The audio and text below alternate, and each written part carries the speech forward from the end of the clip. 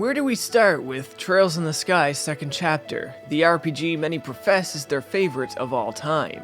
I guess first things first, and we'll touch on this point again later. This is a direct follow-up to Trails in the Sky first chapter. While this game will give the player little pokes to remind them what happened in the first game, it's simply not enough for new players to get caught up. This game cannot, or otherwise should not, be played without playing the previous entry first. Second, when I say that this is a direct follow-up, I mean that in every sense of the term. The world is the same, the assets, graphics, sound, controls, and engine are all the same, and so there won't be too much new to say that I didn't already say in my review for first chapter. So a lot of things in this review are going to be touched on only lightly if I touched on them in the past. And third, this game was gifted to me, and I want to say a huge thanks to the special fan who helped make this review happen. You rock, dude, and I'm extremely grateful for your contribution to what I do. May Eidos bring a bounty of beautiful broads your way. Now with all of that out of the way, let's start with the story. I won't spoil the events of first chapter, but this much will need to be said, as the footage shown in this review will make it a little obvious even if I don't say it. Much like how Trails in the Sky FC was built around a missing persons case, so too is Trails in the Sky second chapter, only this time the missing person is Estelle's right-hand man and bracer partner, Joshua. If you played Trails in the Sky first chapter, you know how much these two characters mean to each other. So when the game opens and Estelle finds Joshua has gone missing, the emotions hit you almost immediately. I feel no shame in admitting that the first 10 minutes of this game actually choked me up pretty bad. But before you even hit the title screen, Falcom makes sure that you understand, as a player, how attached to the characters you actually are. All throughout Trails in the Sky first chapter, Joshua plays a song on his harmonica called The Whereabouts of Light. This song hits on many of the emotional tones of the story. The bitterness, the sweetness, the loneliness. So when you know starting this game that Joshua will not be present, and the status of his life is entirely unknown, and they play The Whereabouts of Light before you even make it to the title screen of the game, you know that your emotions have been primed to be manipulated, and something about it is just so damn good.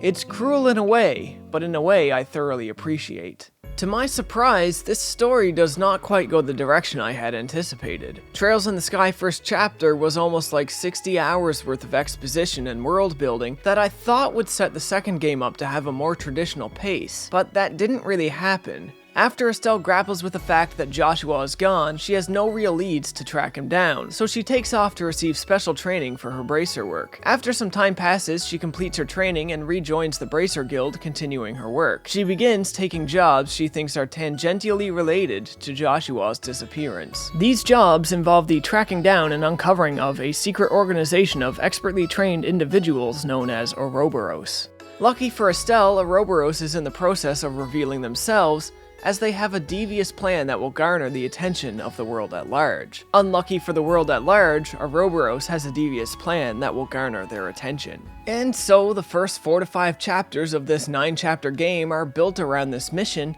and serve as even more exposition, world building, and the establishing of characters for what's to come. Unlike Trails in the Sky first chapter though, the mission to uncover Ouroboros feels far more important to the overarching plot than the missions you fill your time with in FC. All in all, this game took me 95.5 hours to complete. My first 40 hours played a lot like the first game, but at around chapter 5 to 6, the pace of the story shifted to something more straightforward. From there on out, it was a roller coaster ride of events. The longer you stay on the ride, the more uncertain you become that the tracks can hold up, and the more worrisome and intense the story gets. And I definitely mean that in a good way. The last 50 hours of the game had me barreling towards what I was certain was a Shakespearean tragedy in the making, as true identities were revealed and the mysteries of the land were unfolded, all while civil war between nations heats up, approaching a boiling point, threatening to spill over the edges of the pot and destroy everything in its path. This game is certainly no joke. Granted, it can be beaten anywhere from 60 to 70 hours, but I made damn sure I'd done everything I could find without the use of a guide,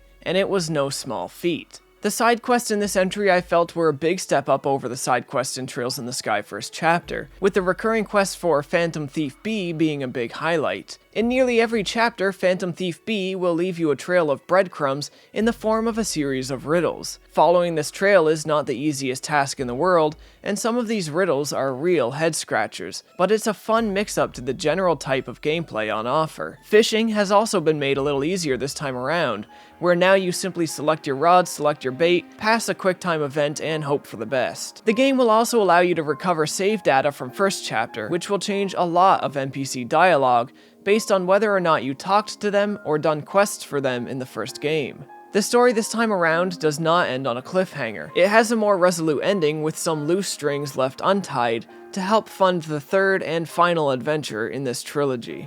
But side quests and pace aren't the only things that second chapter has improved on. So with that, let's jump into the battle, see what they added, and find out how much these additions actually change things. So first off, in Trails in the Sky first chapter, you played as Estelle and Joshua nearly the whole game. Generally, you would have a third character with you who would change from chapter to chapter, and occasionally you would have a fourth character as well. In second chapter, obviously Joshua is not around. Thankfully, the game is not so cruel to make you play as Estelle alone. No, this time around you quickly gain companions who are largely comprised of your temporary characters from first chapter. These companions stick with you through the whole game, and nearly every battle will be fought with 4 people. While some characters will be forced into your party at certain points of the story, control of your team will generally be in your power. Constantly having 4 party members is definitely preferential over the 2 to 3 man teams seen throughout most of first chapter. Battle still largely works like FC, but with a couple new additions. You can move and attack, move without attacking, attack without moving, etc, etc. Of course, the damage output is based on gear you've equipped through the game's full equip menu. There's nothing special or unique here, as well there shouldn't be. Items still work like they did in FC. You can move to use them on your allies, but if you need to use them on yourself, for some reason you can't move while doing so. Attacks too are still largely the same. You can cast magical attacks and buffs known as arts in exchange for EP, and cast special attacks known as crafts in exchange for CP. What arts and special abilities you have are based on the orbments you've built and equipped. Only this time around you can upgrade your orb slots to level 2 and 3 to equip even stronger orbs which add even more arts and special effects to the options at your disposal. Some orbments add new magic attacks, some add buffs, and some add special abilities like EP cuts which lower the cost of casting arts. You may remember in my review for first chapter, I found a bug that made EP cuts not properly work outside of battle. I'm happy to say that that glitch doesn't seem to be present in this game. EP can be recovered by resting and using items, though CP is not quite the same. CP are the points needed to cast crafts. Crafts, unlike arts, are unique to the character and cannot be learned by other characters. These unlock gradually as you level up. CP is mainly accumulated by taking and receiving damage, though to correct a mistake I made in my first chapter review, I initially said this was the only way to gain CP. This is not true. There are some items that can do it, but suffice to say the least, they are not the most common things in the game. S-crafts, of course, return. These are the special crafts that require a minimum of 100 CP to cast, but they can be cast at any time, interrupting the turn order on the side. What is new to this game, however, is the chain attack crafts. Chain attacks can greatly alter the turn order and also give you ways to deal a lot of damage to a lot of enemies on a single turn. They are not cheap though. For every person you pull into a chain attack, the cost in CP will go up. It starts with the character who initializes the chain attack only requiring 20 CP, but all 4 members of your party can chain off of them for CP cost equal to the last person in the chain plus 10. So character 1 will pay 20 CP, character 2 will pay 30, 3 will pay 40, and 4 will pay 50. All in, that's one massive consecutive attack that can greatly turn the tide of battle and rearrange turn order, but at the whopping cost of 140 CP. While it doesn't sound like much here has changed, being able to use 4 characters at all times, the increased flexibility granted by level 2 and 3 orbments, and the inclusion of chain attacks definitely livens things up and will keep you entertained from beginning to end. So the battle system has definitely taken a step in the right direction. It's more fun and it's more entertaining. but sadly the speed of it is still too damn slow. Thankfully, much like first chapter, second chapter comes with a tool to speed up the game at the press of a button, and as such, the fast forward function was a great friend to me. The difficulty in this game was a big step up over FC as well, though it was rather inconsistent at times. It was for the most part a relatively easy game on standard difficulty, but the beginning was oddly challenging, with brief difficulty spikes appearing throughout the game here and there. The end too I found had some real difficult sections, but I do in fact prefer games get hard before they get over. Finishing a game that's easy all the way through just doesn't bear the same rewards. Speaking technically, I would say the soundtrack sees a bit of an improvement over the already pretty good OST of the first. The sound effects are basically all the same, and the bulk of the art is the same as well, though we do have new and nice looking art stills during special attacks and dialogue segments that we didn't have before. Of course, due to the magnitude of the script, there are translation issues and typos from time to time. Once or twice I also experienced some interface glitches, and when playing in high resolutions you end up seeing things from time to time that you're not supposed to, but nothing is frequent or jarring enough to turn your nose up at. So with all that said, it probably sounds like this is basically just first chapter all over again, only with slight improvements in nearly every category. And while that's basically true, this does end up being, without competition, the better of the two games. But the reason isn't the various gameplay changes, it's in the unfolding of the narrative and the growth of the characters, something no other franchise does as well as The Legend of Heroes. Although you will have to invest a lot of time into this, the payoff is extremely rich. The writing in this series, as previously stated, is second to none. Our main character Estelle and some of her accompanying cast, I'd argue, are some of the best written characters in the history of the genre. Each and every one of these characters have a history from before they were met that paints them as different characters than who they are when you meet them. Who they are when you meet them is also a far cry from who they are at the end of the game. The characters are grounded, and their attitudes and character traits are always well expressed and well understood. If there's ever a character you wonder, why are they like this? Chances are the game has an answer for you that is more than satisfactory. The character development is slow and almost imperceptible at first, though when it hits you and you realize just how different they've become, it really hits you. The slow organic nature of it all will not work for everybody, and you will have to have a real interest in character study and a real attention to small details to fully appreciate what's happening in every line of dialogue and every conversation in the game. But if you have even the slightest interest in that, this is absolutely worth your time. The story itself is good when it gets going, but if you have no love for characters, you'll likely find little love for this game. But if character-driven drama is something you enjoy, there's not much better out there than this. So with the absolute highest praise that I can give to characters and writing, it may sound like I consider myself among those who consider this one of the best RPGs of all time. But I really don't.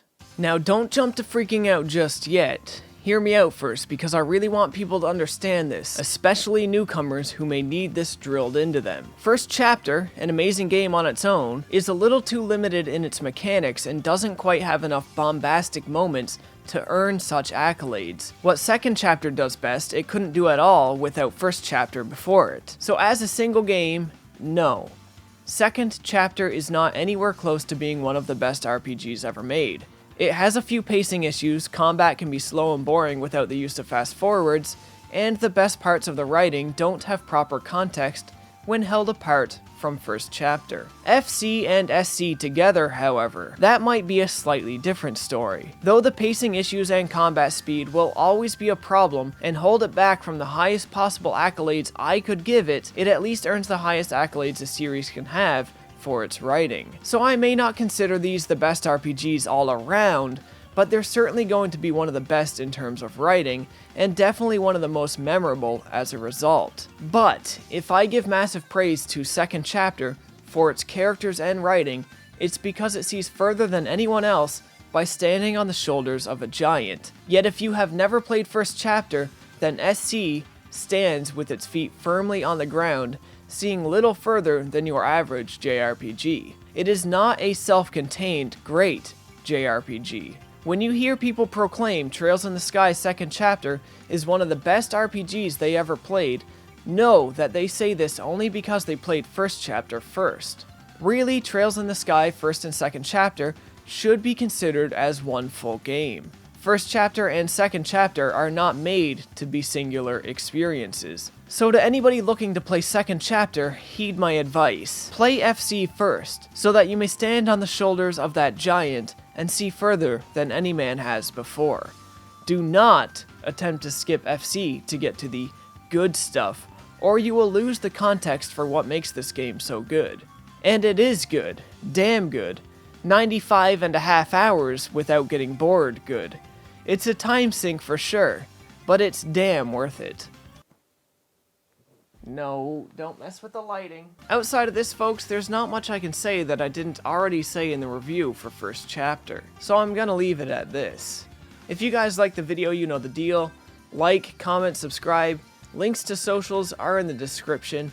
And for those of you out there who already played the game and are just watching this review for fun, I'm gonna play this review out with The Whereabouts of Light, so we can all dip our toes into depression together one more time. So as always, folks, thanks for watching.